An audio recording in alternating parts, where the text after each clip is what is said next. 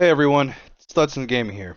I just wanted to provide my review for Diablo 4 and a Sorcerer at level 100. I play about 2 to 4 hours on weeknights. I hit level 100 just the other day, tried to do Uber Lilith, was unsuccessful with the Meteor build. Maybe at some point they'll make some changes and they'll become stronger, but for right now the Sorcerer is pretty lacking outside of using a Blizzard Ice Spike or taking 12 minutes plus to kill Uber Lilith.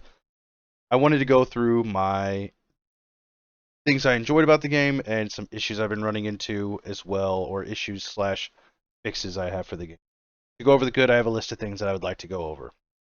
Off the bat, I want to say the story and the campaign, amazing. The cinematics, amazing. Blizzard always has done a fantastic job at releasing content at that level. The Some of the storylines weren't that great. Some of the side quests were amazing. The pre-70 game was amazing, very enjoyable. Constantly finding items, finding those upgrades was great. Killing the butcher, stuff like that, running into the butcher was frightening. And then doing the world bosses, stuff like that. Then we get into Helltides. The Helltides are great for that gearing, especially hitting that mystery chest for your initial gearing at each world tier is a great concept. Unfortunately, the target farming didn't come in till pretty late, and it's still they nerfed it down and kind of strong because of there was too many Shakos for Shako Gate. Hopefully that changes and they can fine tune that and becomes a pretty good source for finding particular people here. In my opinion, the skill tree is pretty great. I thoroughly enjoyed it on the Sorcerer, being able to switch stuff out pretty easily and modify builds very quickly on the fly, even while in dungeons and stuff like that. I can't wait. I would like to see more expansion at some point in the skill tree, but for right now, I think it's pretty good spot. The Paragon system, fantastic expansion to the Diablo 3 system because Diablo 3 had infinite scaling. This has a finite scaling. I like the glyph system. I like the legendary nodes. I like the rares and stuff like that. It's all great. The custom mapping because it makes every single build truly unique if you really wanted to by putting in glyphs or by putting in your own glyphs into different spots and stuff like that and trying to find an optimized route for your build. I think pretty much any build can probably get to level 100. It's just some are going to be a lot easier than others. The Tree Whispers is pretty good for when you're leveling a new character. Gives you objectives to do and gives you rewards, kind of sort of like target farming at the tree. And then Nightmare Dungeons. Those are better than the Diablo 3's just run through the straight line and kill things and do that mindlessly within a time limit. And then kill the Rift Guardian boss who would take, 7 minutes to kill on, Greater Rift 150. I think this is a better system than that, but I think there are going to be some hopefully changes in the future to make this better. Now, it was a pretty short, good list. I think the base game is fantastic. It's going to be great to expand off of in the future, but for right now, it's very basic game, but it's done I think at a very good level. So we'll go through the issues that I've experienced and hopefully some fixes we'll see in the future. So the issues I currently have are vulnerability damage. Right now, it's a must-have. One of those damage buckets we talked about in one of my shorts the other day. You have to do it because it's a multiplier for your damage, which seems really it does hinder builds because if you don't put vulnerability in your build, you're going to do less damage. So some fixes I had listed, or three different options I had listed. An extreme one is just completely remove it from the game. Another one is to give several more ways to apply it, because the sorcerer is very limited on its ways. It has to be an ice related ability or cold related. And the last one is just move it to the additive bucket with the rest of the other damage or types of damage. So that would be a more simplistic way, so it's not its own damage bucket. Another issue is damage buckets as a whole. I think we should either make them just main stat crit attack speed another, or we just everything gets its own bucket and it becomes broken, which seems like not the right move.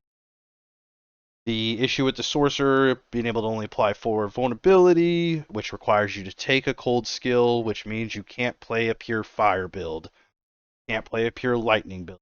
You have to take a cold skill that applies vulnerability, which is frozen orb, ice shards, frozen nova, and ice blades. So I would like it to see maybe some fire skills get in. Same thing with lightning. Paragon tree used only for the glyph slot generally on the sorcerer builds because the legendary notes aren't really that great unless you're playing a particular build like conjuration. Of course, you're going to want to take the conjuration one to reduce that cooldown. But if you're not running conjuration, you wouldn't want that, and most of the other ones aren't really that great. I'd also like to see additional glyph sockets added throughout the board because the issue is that the glyph socket is in one corner and the legendary node is in the opposite corner, which is really unoptimized to get to because there's a lot of just empty or basic nodes that are in the way. Maybe a rare node in between that you can grab. The cold and lightning glyphs for the sorcerer are completely useless. I think there's just something with the development. They accidentally made a change and they made those glyphs completely useless and they don't actually work as intended. Legendary nodes on the Paragon tree are weaker than the glyphs generally. For most cases, yes, I'm going to state that I think the legendary nodes, at least on the sorcerer tree, are very lackluster unless once again you're playing a very niche build that requires you to do that. You need that, like the conjuration builder, maybe fireball or meteor so you can get extra crit. The sorcerer survivability, practically a joke due to resistances and having low armor because they don't have armor scaling, and resistances do not work. So my recommendation is probably go with a more towards the Diablo 2 system where you just stack resistance. 75% is the cap. I don't know. Something they need to. They're obviously addressing this though, and it's being changed season 2. The occultist stat re-rolling and not knowing what you can actually roll on pieces of gear in game. D3 had this in the Mystic. So why did they not carry that on? I know they said at one point Diablo 3 had a interface, or Diablo 3 had 10 years to innovate. Well, if Diablo 3 had 10 years to innovate, you were building this game while Diablo 3 was innovating. Why not take those tools? The cultist stat re-rolling range not or the range missing. Why didn't they show that information? Why can't they show that information? I would just want to know what that range is. Like, oh, did I roll the bottom? Without having to highlight the item, of course. White item drops being useless, and same thing with blue item drops. I think all white items should be bases, like in Diablo 2, and maybe even I think Path of Exile has this as well. Blue items, magic items, whatever, should roll with a modifier, a single modifier, but its range is drastically larger than what a rare item can get or a legendary. And so one, it makes it valuable, and then two, you can then upgrade that item to a yellow, keeping the stat you rolled on it. So say it rolls a crit range of extremely high, you want to upgrade it. I think that would be a fantastic system. Allows the items to actually be useful. Nightmare dungeons that slow pace, or nightmare dungeon effects that slow paces down, like the lightning dome, where you legitimately have to stop what you're doing to go get in the safety bubble so you don't die. I think that's a dumb mechanic. Stuff like that that completely slows the pace of the game down. Same thing with several events in dungeons. I don't even do them because they slow the pace of the game down. All dungeons feeling like you're going down a corridor.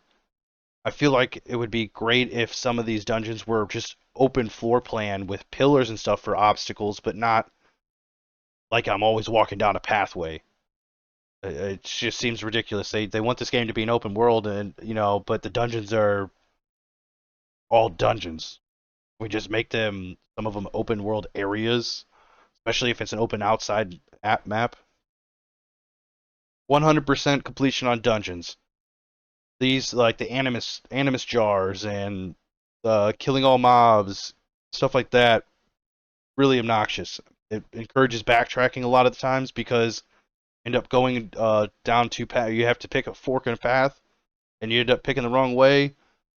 Clear, get all the way to the end, and all of a sudden you're like, crap. There's, I needed 20 more people, and they didn't teleport, or I didn't get the enough animus. I think they should change that to about 80% of it. I think that'd be a nice spot because then it doesn't. Then you don't have to do backtracking. You can keep the dungeon density the same. I don't even care. Just I don't want to go backtracking because of how the dungeon layout is. Nightmare sigil crafting. Just allow us to pick a number. Don't give us this range. The range is dumb because if I'm sitting here and I'm like, all right, well I want a 50. Okay, well I got to craft 50 to 60 or whatever the heck it is. All right, well I got 58, 58, 57. Oh cool. And then I get a 50, but then it's trash and I can't even use it because it's backstab and reduce fire damage. It's just and then it's like great. I got to spend more time trying to craft something. No, the Nightmare Sigil system not being very in depth with its crafting. I think that there should be normal magic, rare, legendary Nightmare Sigils. So you roll and you get a Nightmare dungeon, and it's less than it is now. So it's like one affix, maybe one benefit, one negative, and you can upgrade it to rare, and you roll another affix, and the other ones increase, and the monsters increase, and it increases the difficulty as well. Not just all those affixes, but maybe it adds in some more shit, adds in some more stuff. And the same thing with rare and legendary, making it more difficult but more rewarding to do those. Rerolling one stat, and then once you're done, you're just that the item can't be crafted anymore because you're done. You got it where you want it, but it's not perfect. I think allowing to be able to take the item that you got, and then once you get it to where you want it, you can use, I don't know, 100 Forgotten Souls, I don't know, some type of currency to lock that item in place, and then or that stat, and then you can go and re-roll another stat, and then you can then from there start rolling again, but it stays where it was currently priced at. So the price does get even more expensive that way. So there's still a crazy gold sink, but I think it also allows for that perfect craft. Nothing feels worse than when you find an 820 item on the ground and it is completely used. Can't craft it at all because it is terrible. Uber unique drops being Uber unique drops being almost unrealistic to get.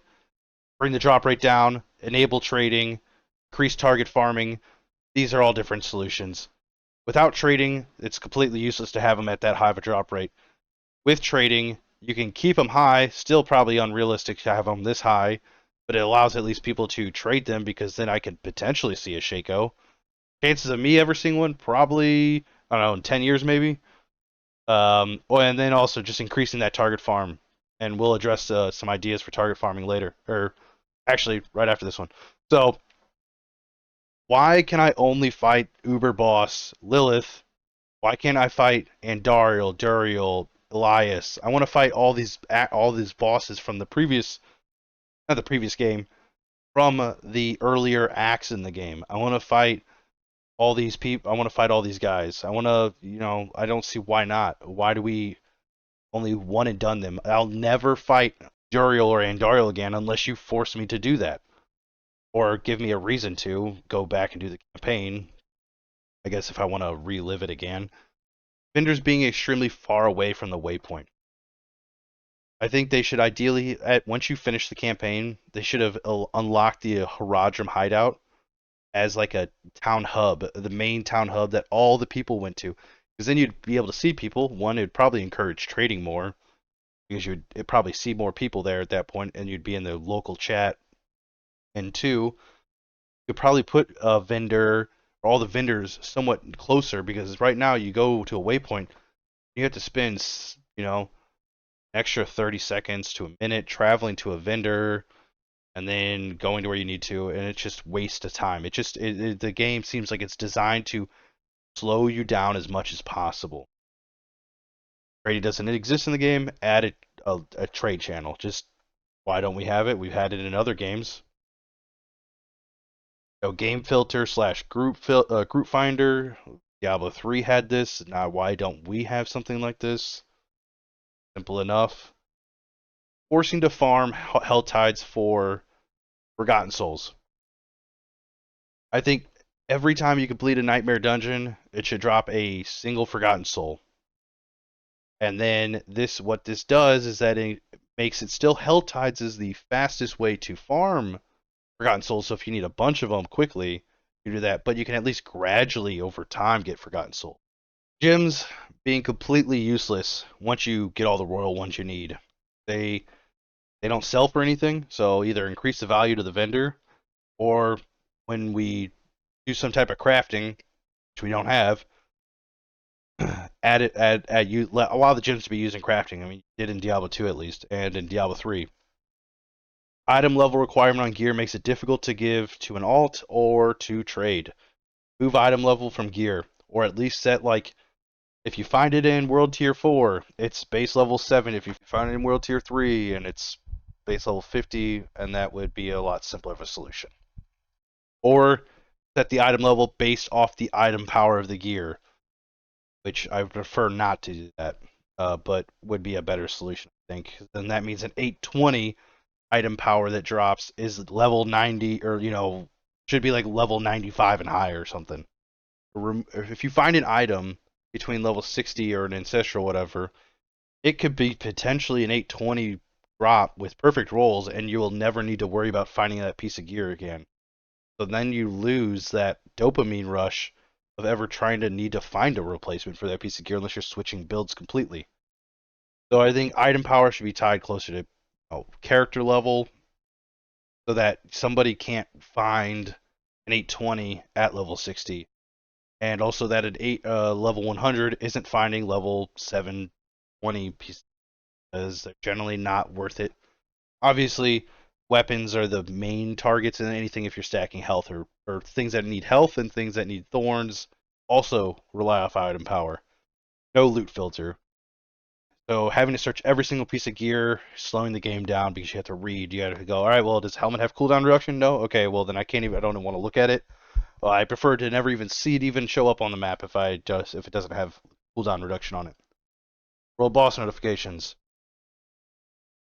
I don't play at the time zone or the times when world bosses are on. They're at like 6 Central and midnight usually. Usually never on during those time frames. Because I'm usually with my family and then I'm usually trying to go to sleep. Makes it really difficult, one, for me to even know if I get on early or if I stay up late to even see it because I'm not checking my map constantly. The only notification I get is that the world boss is spawned or something like that. Pops up once. So I think one, put a quest thing in your quest book or whatever. Two, put a timer under the minimap saying world boss spawning in 30 minutes, counting down. And every time you open up the map, there's a legend in like the top left corner or something like that saying world boss spawn timer. Something like that as well. Helltide notifications. I think they should do the same exact thing. I know that they're every other hour, but sometimes I'm not checking my map constantly for Helltides, and I don't necessarily always want to have the Helltides.com loaded up on my phone or on my computer to make sure that we have that going. World boss spawn times.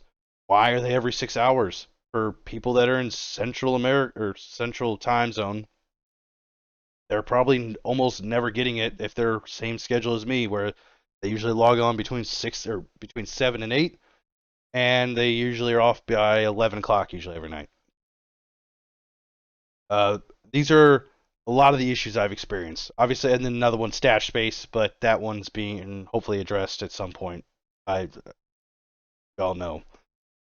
These are all the issues I've been experiencing so far. These are my recommendations or fixes I think they should implement based off my opinion, my frustration. Most of the game, though, has been very enjoyable. A lot of the stuff is easy fixes, I think. There's no way there can't be easy fixes, or at least something we'll see in the future.